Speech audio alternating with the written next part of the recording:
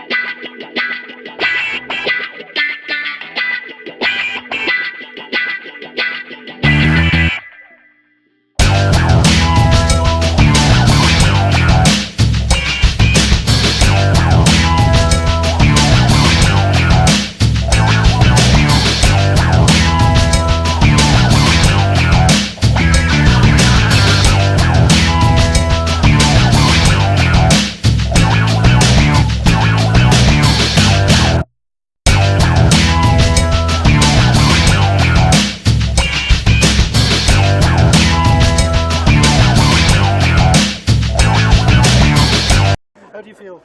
Quite nice, warm. Finishing a race like that here in Guadeloupe on a Sunday, just after the church, is the best timing, I reckon. Of course. Of course. C'était programmé. C'était programmé. Everything was done for that. And yeah, what a race. In fact, that's the proof that you can race, whatever the size of your shoes or your boots or your ears or whatever the size of your boat. You have to race and you have to push the limit, which I've done quite a lot. I was impressed, in fact. I never sailed like I've done during the training session on the last 4 years, never. That's a marvelous little machine, which is for sale. À vendre, le petit happy est à vendre, mes enfants. Hein? Well done, thank you. Thank you.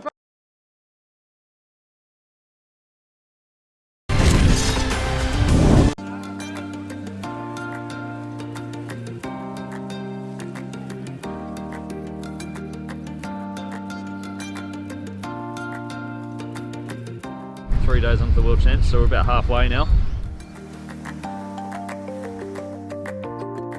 Pretty tricky in the first race, really light, sort of 2 hells in downwind. The start of the regatta's gone not too bad for me, pretty solid. Yeah, results wise everyone was up and down a little bit, so the points are quite tight.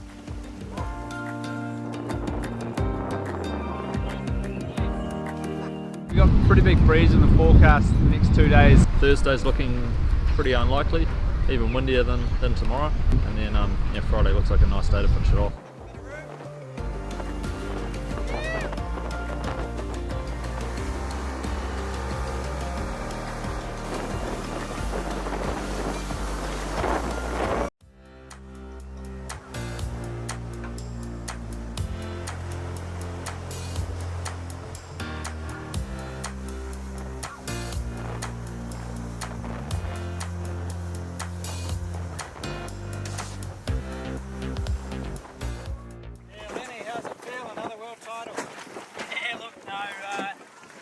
Breezier this afternoon than what everybody sort of thought, so yeah, that last race was pretty fresh to frightening at times. We had some big spills on the downwinds and 10th A-Clas World Championship, so pretty stoked with that. Yeah, Giovanni sailed well, you know, not just at the Worlds this week, but the whole time throughout the Nationals, the whole period here. You know, thoroughly deserved the win. It's been a really good couple of weeks, and you know, we've learned a lot, and better sailors for it. And Lenny would have wrapped it up. He got third and 2 first, so pretty much the same day as him. And then yeah, I think Blair would have still probably got me by a point or something. So definitely for myself, you know, let a few too many points slide earlier in the week to be able to, you know, catch it up. It's a bit of a tough week, but you know, nice way to end it today with some good results.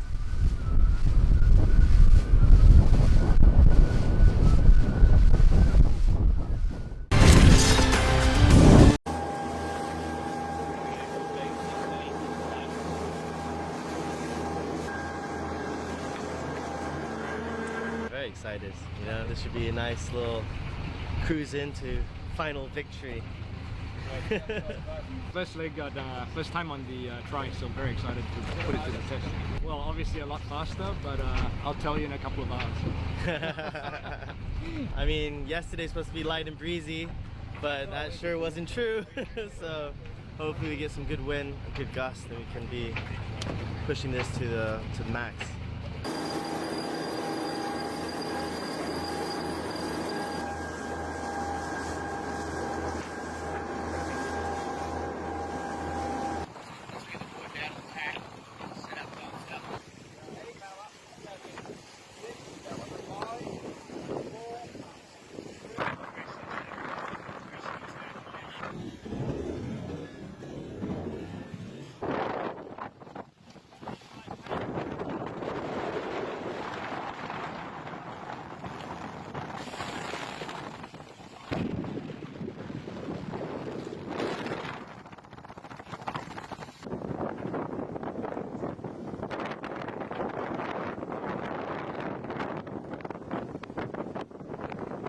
Am I enjoying it? I'm enjoying teasing the guys at the front who can't reach the Pringles. And the Mentos. Oh, here he comes. Oh, come on. Yeah, it's been good. We've had a good event. So we did a few sort of practice races. So our first leg, well, our first racing day started yesterday with the inshore racing. And this is our first coastal race of the Roger Murder, but we've been involved in all the legs leading up to it, so it's been a great experience to see the progression through Malaysia. It's been awesome. So we've yeah, it's been a really good trip so far. I mean, we're probably just finishing up in Langkawi here. We're about, I don't know, a mile away from the finish line. So yeah, we have got the fleet. You know, the fleet are maybe closing in a little bit, but you know, there's a big cloud approaching here. You know, I think we've secured our position in our class for sure. You know, we've got a nice little line on us. It's great to have, you know, the Raja Muda of Selangor here himself. So that's great. And also we've got, you know, one of our main, you know, our main backer. We've got SH here as well. So that's great. So it's been a good day. And yeah, just looking forward to the inshore racing next 2 days. So Today was such a beautiful day. You know, we had like perfect weather. The wind has been pretty decent with us. You know, we were cruising at around 12 to 18 knots for most of it. So an easy ride for us really. And now we're almost here in Langkawi, head of the fleet as usual, Scallywags all the way. And yeah, so it's a beautiful day, You know, the 2 days were extreme ends, you know. First day for me during the Penang Harbor race leg, it was wild, absolutely wild, but probably one of the most fun I ever had on a boat. And today is just really enjoyable, loads of fun, and just cruising along, enjoying the scenery, and now coming to a beautiful island. Oh, the cruise is amazing, you know. Managed to go a little bit on the winch, grinding away. Wow, that's hard. Unexpectedly. And but the team's awesome. Best team. Yeah, good. Very nice, relaxing cruise. Yeah, it's very different from the 100 and the 65 obviously, but it's a great boat, great acceleration. The speed's just out of this world. You actually don't feel the speed, right? So, but the acceleration is just amazing. Well, obviously, very happy to participate in this Raja Muda regatta. Especially very honored to have Fuku on board with us. So it's been a great experience.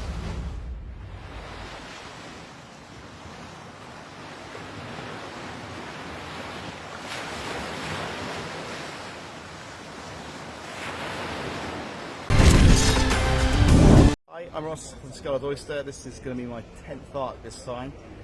We're going across in the racing division again, and it's looking quite complicated at the start. It looks like we'll have some very light winds, and we're obviously in the race division we're not allowed to use an engine, so we could be sat looking at Las Palmas for a bit longer than we expected. But it does look that when the wind comes in, there should be some trade winds in the next day or so, and it looks hopefully quite good for motor crossing.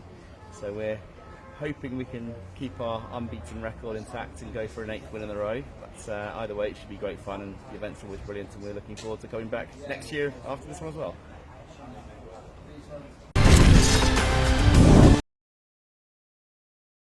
What's the general weather scenario you're seeing? It's very, very interesting because you have this small center of high pressure in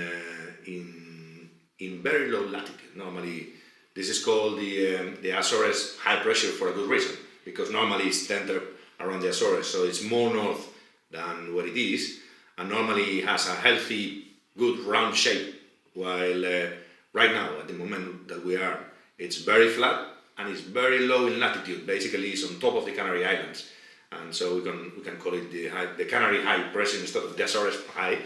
And what this is going to make is going to make an area of very light winds around the islands at the moment of the start, and there's going to be a phenomenon that the meteorologists call a ridge, which is a place where the isobars make a big turn and the wind gets a little bit confused. It has to go from west in the north of the ridge to west to east almost in the south, and the wind gets a little bit lost when it has to make this sharp turn, and that means that you have very low gradient and very low wind pressure in that area, and this ridge is going to be moving on top of the Canary Islands while we are starting the race. This means either you go north of this ridge to find westerly winds, or you go south of this ridge to find easterly winds, to simplify it. But in the middle of the two bands there will be almost no wind, very variable and light winds, and it will be very painful for the first 24 hours. So that's the general picture and what we will have to deal with after the start of the race. That will be the first 24 hours will be kind of like, should I go this way? And to add complexity to that, we have an archipelago of islands, the Canaries, which have very, very different islands from the one we are now, from Lanzarote, which is the easterlymost, to La Palma, which is the westerlymost. The landscape of the islands is very, very different. You have Tenerife with the Teide mountain, which is 4,000 meters high, and that normally makes a very, very big shadow to leeward of it. It makes a nice acceleration between Tenerife and Gran Canaria, the other big island, but also makes a very, very light area for a very long distance, more than 100 miles. 100 miles, yes, of wind shadow or breaking the pattern of the wind. And when you got the two things together, these high islands, and it's not only Tenerife, for example, the little tiny island of La Palma that we don't even consider because it's the last island, it's 2,000 meters high. That thing is very, very high. So to deal with all these islands and moving target, which is going to be this ridge moving up and down and changing, is going to be very, very tricky for the big boats for the first 24-30 hours, for the small boats for the first 2 days. They're going to be fighting in this difficult situation of light winds plus shadows of the islands. And when you got the full lottery number, which is that the wind aligns properly with La Palma, then Tenerife, and then Gran Canaria, which the three of them align pretty much with northwesterly winds, then the shadow is like a barrier. Going through that thing is very, very hard. You can get stuck there for hours. So to summarise, at the very start of the race, there's two big considerations: how this high pressure ridge is moving. Yeah. And the wind shadow that's coming from these islands preventing you from getting to the south, if that's where you want. That's correct, yeah. And what I foresee is that once we are free of the obstacles of the islands, very likely the fleet will go south to try to find more stable trades than the ones in the direct route. So it could be a really complex picture for the first few days of this race. It is, especially the first 24, 30 hours for the big boats, and then trying to go south for another 12 hours, 20 hours. It's going to be the first 2 days for the big boat is going to be complicated. The first 3 days for the smaller boats is going to be okay.